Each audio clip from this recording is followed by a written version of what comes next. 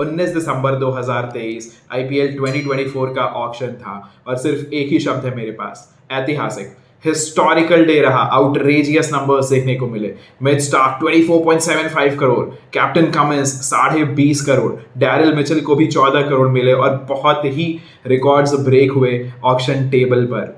And it deserves a good analysis. So here we are. Hello and welcome to the Bats and Banter. मेरा नाम है Praveen Bhatt and we are here with the analysis of 2024 auction. तो अपन 6 चीज़ें cover करेंगे हर team के लिए।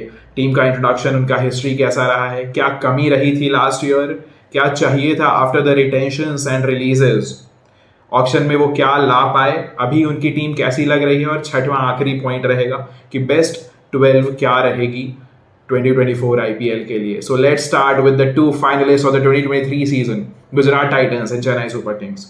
पहले बात गुजरात की कर लेते हैं।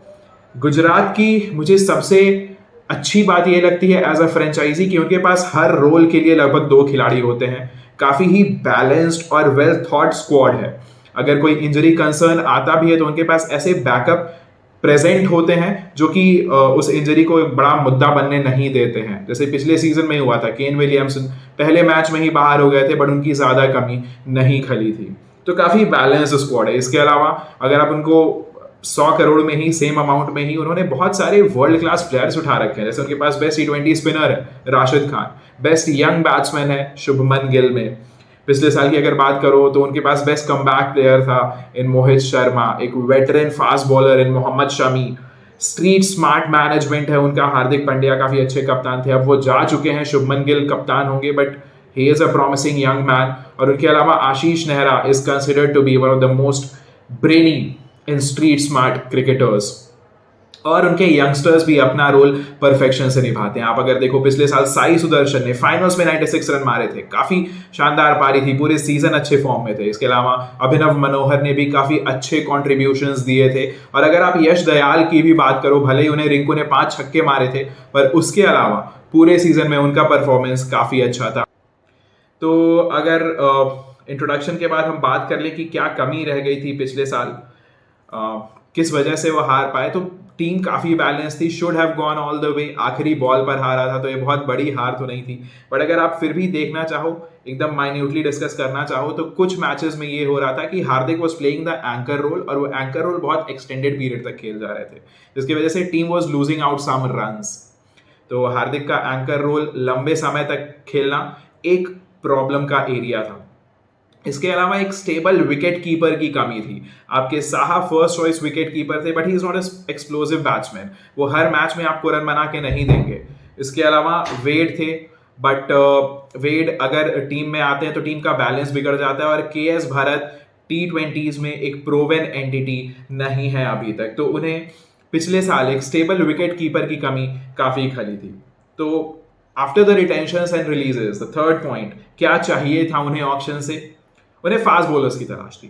उन्होंने काफी सारे फास्ट बॉलर्स को जाने दिया था, अलजारी जोसेफ को जाने दिया था, शिवम मवी, यश दयाल, काफी बॉलर्स को जाने दिया था। तो उन्हें बैकअप फास्ट बॉलर्स की जरूरत थी, उन्हें ऑलराउंडर की जरूरत थी। Hardik was gone, there is only one Hardik in the entire country, Hardik was gone, तो उन्हें एक ऑलराउंडर की जरूरत थी जो बीच में स्टेबिलिटी भी प्रोवाइड कर कुछ ओवर्स भी डाल सके। उन्हें फिनिशर अगर मिल जाता तो लग्जरी रहती। मिलर पर थोड़ा सा ज्यादा उनका रिलायंस हो जाता है। राशिद, तेवतिया ओके फिनिशर्स हैं, तो उन्हें एक फिनिशर की जरूरत थी। और उसके अलावा उन्हें विकेट कीपर की जरूरत थी, बैकअप फॉर साहा की जरूरत थी, क्योंकि KS भरत जा चुके थे और अगर वो वेड को खिलाएंगे तो उनका पूरा जो स्क्वाड का बैलेंस है वो बिगड़ जाएगा, टीम का बैलेंस बिगड़ जाएगा। तो फास्ट बॉलर्स की जरूरत थी, ऑलराउंडर की जरूरत थी, विकेट कीपर बैट्समैन की जरूरत थी और एक फिनिशर की जरूरत थी, और वो क्या कर पाए? तो ऑक्शन ठीक ठाक रहा, मैं कहूंगा। कुछ अच्छे बाइज किए गुजरात ने, कुछ जगह वो थोड़े महंगे बाइज कर लाए। स्पेंसर जॉनसन एक अच्छे प्रॉमिसिंग बॉलर हैं, ऑस्ट्रेलियन मीडिया में काफी कुछ सुनने को मिला है उनसे, उनके बारे में। इसके अलावा शाहरुख खान जो कि मैसिव हैं इंडियन क्रिकेट के स्कीम ऑफ थिंग्स में, आप अगर देखो तो वो काफी यूनिक रोल प्ले करते हैं फिनिशर का, जो कि at this point Hardik Pandya, Rinku Singh, probably Jitesh Sharma और शाहरुख खान, ये 3-4 ही खिलाड़ी हैं जो वो रोल प्रॉपरली प्ले कर पाते हैं। तो ही is a unique player. Shahrukh Khan को लेकर आए, उनकी फिनिशिंग आई मीन गुजरात की फिनिशिंग काफी स्ट्रांग हो गई है एट दिस पॉइंट। इसके अलावा रॉबिन मिन्स एक अच्छे भाई रहे हैं, उनके लिए एक बैकअप विकेट कीपर बन के आए हैं। और Omarzai is a steal at base price, वो ऑलराउंडर का रोल प्ले करेंगे, स्टेबिलिटी भी दे सकते हैं टीम को, और हार्दिक पांड्या के रोल में वो स्लॉट इन कर जाएंगे। और उमेश यादव इस टीम के लिए राइट फिट होंगे, both for Umesh and for the team. तो अगर आप देखो उनकी रिक्वायरमेंट्स थी फास्ट बॉलर्स की, फास्ट बॉलर्स वो ले आ पाए। Spencer Johnson is there, Umesh Yadav है, कार्तिक त्यागी है, सुशांत मिश्रा। फास्ट बॉलर्स का बैकअप वो लेकर आ चुके हैं। फिनिशर अगेन शाहरुख खान आ गए, he is a luxury to have. आप इमेजिन करो मिलर, शाहरुख खान, तेवतिया और Rashid Khan as finishers, scary. Allrounder की जरूरत थी, Omarzai is in the team but he is an overseas player, तो देखना होगा वो हर मैच में फिट होते हैं या नहीं। शायद उनके और केन में से चॉइस करना पड़ जाए टीम को। और विकेट कीपर के लिए रॉबिन मिन्स को ले तो आए हैं, good buy I would say, but he lacks some experience. और उन्हें राशिद और नूर के अगेंस्ट अगर कीपिंग करनी पड़ी शायद स्ट्रगल कर सकते हैं, टफ जॉब होगा। मैं देखना चाहूंगा रॉबिन मिन्स अगर खेलते हैं तो उनका सीजन कैसा रहेगा। अगले पॉइंट की तरफ चलते हैं कि टीम अभी कैसी लग रही है उनकी। मुझे तो सुपर बैलेंस लग रही है। काफ़ी सारे ऑप्शन रहते हैं, जैसा मैंने कहा हमेशा ही वो ऐसी टीम बनाते हैं कि एक खिलाड़ी के जाने से या आने से टीम के बैलेंस में, टीम के परफॉर्मेंस में काफ़ी ज़्यादा डिफरेंस नहीं आएगा। तो बैलेंस्ड टीम है उनकी। कॉम्बिनेशंस बैठाने में हालांकि थोड़ी दिक्कत हो सकती है क्योंकि ऑप्शंस बहुत ज़्यादा हैं, बट आई स्टिल थिंक आशीष नेहरा और उनकी मैनेजमेंट अच्छा खासा काम करेगी इस टीम के साथ भी।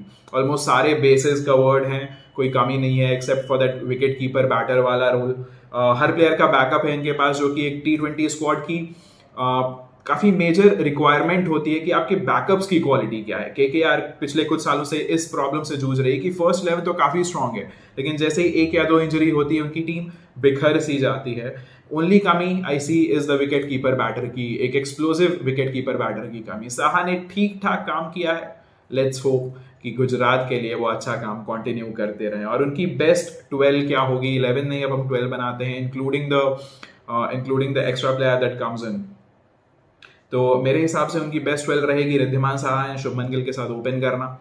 इसके अलावा Sai Sudharsan at 3, he has been a gun player. Kane Williamson या उमार जाई में से एक को खिलाएंगे, डिपेंडिंग नीड क्या है। उमार जाई ऑल राउंड ऑप्शन प्रोवाइड करते हैं, केन विलियमसन स्टेबिलिटी ज्यादा प्रोवाइड करेंगे, तो इन दोनों में से किसी एक को खिलाएंगे। David Miller is a certainty at number 5, he is one of the best finishers and specially at number 5। उसके अलावा नंबर 6 पर शाहरुख खान और अभिनव मनोहर में से कोई एक आएगा। मेरे हिसाब से शाहरुख खान स्टार्ट करेंगे season, and Abhinav Manohar can pitch in at any point. He had played some beautiful knocks last year as well. So they have a luxury of finishers. Rahul Tewatia at 7 again, doing a Tewatia every year. So Rahul Tewatia at 7, Rashid Khan at 8 is very solid number 8. He can like hit some good sixes. 10 ball में 30-40 run बनाने का मादा रखते हैं राशिद खान।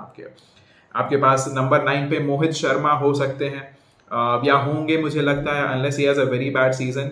गुजरात उनके साथ continue करेगी। Number 10 पर नूर अहमद और स्पेंसर जॉनसन में से कोई एक लेकर आ सकते हैं। अगर स्पिनिंग ट्रैक्स पर I think they will go with Noor Ahmad और स्पेंसर जॉनसन को प्रीफर करेंगे if they want raw pace. और again Mohammed Shami is there, number 11 पर रहेंगे, उनके वेटरन बॉलर हैं, नंबर 1 बॉलर हैं उनके। और नंबर 12 पर उमेश यादव और कार्तिक त्यागी में से कोई एक। तो मुझे लगता है ये उनके बेस्ट 12 होगी। And what I foresee is Gujarat का ये सीजन भी काफ़ी स्ट्रांग जाने वाला है, काफ़ी स्ट्रांग 11 है, बैलेंस्ड 11 है, लगभग हर बेसिस कवर्ड है। मैनेजमेंट में ऑल्दो हार्दिक छोड़ के गए हैं, गिल आएंगे, ये इंटरेस्टिंग होगा देखना गिल का ये सीजन कैसा रहता है एज अ कैप्टन। बट मुझे लगता है कि he will be able to do well because उनको बैकअप मिलता है काफ़ी स्ट्रांग मैनेजमेंट से। सो आई डू फोरसी कि उनका सीजन अच्छा रहेगा। प्रॉब्लम कहाँ हो सकती है, अगर गिल का सीजन अच्छा नहीं जाता है, सडनली प्रॉब्लम क्या होती है कि रिद्धिमान साहा से आप ज्यादा एक्सपेक्टेशन नहीं रख सकते हो कंसिस्टेंसी की। साई सुदर्शन अभी भी एक यंग बैटर है, 21-22 साल के हैं। सो अचानक से आपका टॉप 3 वीक हो जाता है, तो 4 पे आपको केन विलियमसन को खिलाना पड़ेगा if Gill doesn't have a good season. Otherwise they can go with Omarzai जो कि ऑल राउंड ऑप्शन प्रोवाइड करते हैं। So that is it for Gujarat Titans. अगर CSK की बात करो, 5 time champions, most successful team alongside Mumbai Indians, काफी स्ट्रॉन्ग लेगेसी रही है धोनी एंड उनके फैंस और उनके पूरी टीम का the way they shape up, काफी बैलेंस्ड टीम बनाते हैं, ऑलराउंड ऑप्शंस भर भर के रखते हैं। और जीतना आता है टफ सिचुएशंस में। हमेशा इनके पास बेस्ट टीम नहीं होती है, बट जो भी इनके पास प्लेयर्स आते हैं वो पक के निखर के बाहर आते हैं। आप शिवम दुबे का एग्जांपल ले लो, पिछले साल अजिंक्य रहाणे का एग्जांपल ले लो। So whoever comes here plays very well, plays to their potential and maybe stretches their potential to outperform themselves. तो इनकी यूएसपी है सॉलिड टॉप ऑर्डर। ऋतुराज और कॉनवे दोनों ही काफी सॉलिड बैटर्स हैं और वो रन तेजी से भी बना सकते हैं, तो काफी सॉलिड ओपनिंग इन्हें मिल जाती है। Strike rate one of the best है पावर प्लेज में। एक्सप्लोसिव मिडिल ऑर्डर है। पिछले साल Rahane had a breakout season, लगभग 200 के स्ट्राइक रेट से रन बना रहे थे अपने 5-7 पहले मैचेस में। इसके अलावा Dube had a breakout season as well. उनके प्रॉपर स्पिन बैशर हैं Shivam Dube and Moeen Ali is there, जो कि थोड़ा स्ट्रगल कर रहे हैं but he is there and thereabouts. तो एक्सप्लोसिव मिडिल ऑर्डर पहले से था, राइडू चले गए थे बट उनके जाने के बाद भी वो मिचेल और रचिन और इन लोग को लेकर आए हैं, जिसकी वजह से टीम उनकी और मिडिल ऑर्डर काफी स्ट्रांग हो गया है, एक्सप्लोसिव हो गया है एट दिस पॉइंट। इसके अलावा finishers, I would say okay finishers थे। MS is not at the peak of his powers. Jaddu थोड़ा स्ट्रगल कर रहे हैं एट दिस पॉइंट, पिछले 1-2 साल से उनके स्पिन हिटिंग पर थोड़ा क्वेश्चन है, और दुबे अपना रोल ठीक ठाक निभा लेते हैं। उसके अलावा दीपक चहर और शार्दुल ठाकुर हैं अब उनको सपोर्ट करने के लिए। तो finishers is there and thereabouts. क्या कमी रह गई थी लास्ट ईयर? मुझे लगता है बॉलिंग इनकी कमी, वीकनेस रह गई थी। बैटिंग हैवी टीम है, बॉलिंग में इनके पास डेथ में इनफ क्वालिटी नहीं थी एक्सेप्ट पथिराना।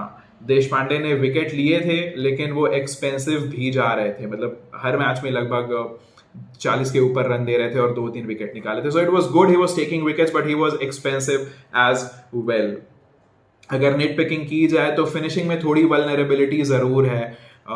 धोनी सिर्फ साल में 2 महीने के लिए खेलते हैं, सो यू नेवर नो आप क्या एक्सपेक्ट कर सकते हो उनसे। इसके अलावा Jaddu has not been in the best of his forms for the last 1 or 2 years as far as T20 batting is concern. तो थोड़ी सी वल्नरेबिलिटी जरूर है। आप उम्मीद करोगे कि शिवम दुबे पिच इन करें, बट अगर Shivam Dubey does not have a good year तो शायद फिनिशिंग में थोड़ा फंस सकती है चेन्नई सुपर किंग्स। इसके अलावा Moeen Ali wasn't in full flow last year. उनके जगह पर चाहिए था एक स्पिनिंग ऑलराउंडर की जरूरत थी, रचिन रविंद्रा को ले आए, और Dube and Rahane stepped up but Moeen Ali was not in full flow last year। तो अगर आप देखो ऑक्शन के पहले क्या चाहिए था उन्हें राइडू का रिप्लेसमेंट चाहिए था, मतलब कि एक टॉप ऑर्डर बैटर चाहिए था। उन्हें स्टोक्स का रिप्लेसमेंट चाहिए था विच इज एन ऑलराउंडर। उन्हें डेथ बॉलिंग अपनी स्ट्रॉन्ग करनी थी सीएसके को डेथ में। दे वर वीक लास्ट ईयर, रन्स लुटा रहे थे, एंड स्पिनिंग ऑलराउंडर जो कि बैकअप होता मोइन अली का। तो 4 चीजें उन्हें चाहिए थी और क्या ला पाए ऑक्शन में? Daryl Mitchell was a huge buy, 14 crore. I mean, if Chennai buy someone, they know what they are getting out of him. तो Daryl Mitchell इस टीम के प्लान्स में, इस टीम के स्कीम ऑफ थिंग्स में, इस team के playing style में काफी अच्छे से फिट होते हैं। Daryl Mitchell, Rachin Ravindra, steel, 1.5 crore में ये बंदा नहीं मिलना चाहिए था। He is a player for the future. I'm sure CSK इन्हें रोक के भी रखेगी। शार्दुल ठाकुर अगेन 4 करोड़ में, ही is a steel, proper steel. अगर आपके उमेश यादव 5.5 करोड़ में जा रहे हैं तो शार्दुल ठाकुर 4 करोड़ के तो नहीं ही होने चाहिए थे, एटलीस्ट 7-8 करोड़ के होने चाहिए। तो शार्दुल ठाकुर एटलीस्ट 4 करोड़ महंगे, 4 करोड़ सस्ते मिल गए। इसके अलावा समीर रिजवी को ले आए हैं, यूपी का यंग बैटर है, काफी रन बनाए हैं यूपी के T20 लीग में, 8.5 करोड़ में लगभग खरीद के लाए हैं। अच्छा भाई, मुझे लगता है ये सीएसके के स्टार्टिंग 11 में भी रहेंगे समीर रिजवी। और मुस्ताफिजुर जो कि उनके बॉलिंग को स्ट्रॉन्ग करेंगे, स्लो डेक्स पर अच्छे बॉलर हैं, स्लो बॉल का अच्छा यूज करते हैं, कटर्स वगैरह का। सो अगर आप देखो तो इन्हें जरूरत थी ओपनिंग बैटर और ऑलराउंडर्स की, जिसके लिए ये 3 प्लेयर्स लेकर आए, समीर रिजवी, रचिन रविंद्रा और Daryl Mitchell. Sameer Rizvi top order batter है, रचिन रविंद्रा भी टॉप ऑर्डर बैटर है और स्पिन का ऑप्शन देते हैं। तो मोइन अली की जो रिक्वायरमेंट थी कि आपके टॉप में कोई ऐसा बैटर भी हो जो थोड़ा स्पिन डाल सके, वो काम आप रचिन रविंद्रा से निकलवा सकते हो। और स्टोक्स का जो रिप्लेसमेंट चाहिए था उसके लिए ये डैरिल मिचेल को लेकर आए हैं। सो ये तीनों मिलकर आपका टॉप ऑर्डर, स्पिन ऑलराउंडर और फास्ट बॉलिंग ऑलराउंडर की जिम्मेदारी जो थी, जो खोज थी, वो पूरी कर दी है इन तीनों ने मिलकर। इसके अलावा मिचेल और शार्दुल मिलकर स्टोक्स का रिप्लेसमेंट बन सकते हैं। जैसे मैंने कहा, शार्दुल अगेन बैटिंग को बूस्ट करेंगे, बॉलिंग में भी बीच के ओवर्स में आके अच्छी बॉलिंग डाल देते हैं। और डेथ बॉलिंग के लिए मुस्तफिजुर को लेकर आए, लेकिन मुझे लगता नहीं है कि फिज और पथिराना दोनों साथ में खेल पाएंगे, क्योंकि फिर बैलेंस बिगड़ जाएगा। तो फिज आए तो हैं, बट फिज और पथिराना में से एक ही प्लेयर खेल पाएगा 11 में। सो अब अगर बात कर लें कि टीम अभी कैसी लग रही है, टीम अभी भी बैटिंग हैवी है, एज इन बॉलिंग अभी भी उतनी स्ट्रांग नहीं है। Death bowling is still a concern. Extra hard जाना पड़ेगा इन्हें बैटिंग में, जैसा लास्ट ईयर ये कर रहे थे, एक्स्ट्रा हार्ड जा रहे थे, एक्स्ट्रा रन्स बना रहे थे हर फेज में, बट लास्ट ईयर ये came off and it's a risk averse, I mean risky approach. Last year ये सक्सेसफुल हुआ, बट हो सकता है इस साल प्रॉब्लम्स हो जाएं, तो ये रिस्की अप्रोच है। Sometimes it comes of, sometimes it doesn't. और डेथ बॉलिंग का जो कंसर्न है उसके चक्कर में इन्हें एक्स्ट्रा हार्ड जाना ही पड़ेगा। But overall it's not a bad side at all. काफी सारे ऑप्शंस हैं हर पोजीशन के लिए, इनके पास बैकअप्स अवेलेबल हैं as Gujarat Titans. Strong squad है प्लस धोनी की leadership, so they should be able to do very well for themselves.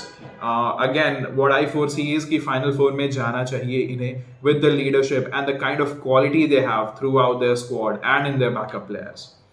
इस साल की बेस्ट 12 क्या हो सकती है? Again, Conway and Ruturaj start करेंगे, there is no question. मुझे लगता है they'll get Sameer Rizvi at 3. उनका आई थिंक यूपी के T20 लीग में 188 का स्ट्राइक रेट रहा था, सो इज अ प्रॉपर बैशर। वो कॉनवे और ऋतुराज के गुड स्टार्ट को आगे कंटिन्यू कर सकते हैं। उसके बाद मुझे लगता है अजिंक्य रहाणे, शिवम दुबे आपके 4 और 5 पर रहेंगे, एक इम्पैक्ट प्लेयर की तरह आएगा।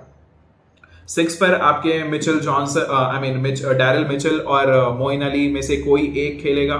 मुझे लगता है they can go for Daryl Mitchell. Moeen Ali अच्छे फॉर्म में नहीं रहे हैं पिछले कुछ समय से, so Daryl Mitchell could be the preferred number 6। 7 पर आएंगे धोनी, 8 पर जड्डू, 9 पर चाहर, 10 पर Shardul. So they have batting till the very last, 10th number तक शार्दुल आ रहे हैं।